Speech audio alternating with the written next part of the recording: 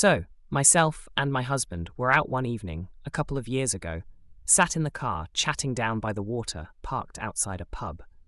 My husband is one of these people who likes to help all animals or insects that he can. So you can imagine how this story may turn out. We heard a thud, so we got out of the car, and a pheasant had flown in to the wall of the pub and landed on the floor.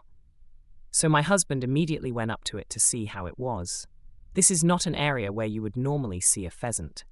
The pheasant was fine, was just a bit dazed and in shock. So, my husband decided we should try and take it to a more pheasant-appropriate place in the car. This would be around a 15-minute drive. So I agreed, as I felt sorry for it. The plan was, my husband was to wrap the pheasant up in his jacket, and I was to have the pheasant on my lap. So we did. Well, we got about 10 minutes up the road, and the pheasant was still in shock and sat still on my lap. My husband decides it's cold, and without warning, puts on the fan in the car.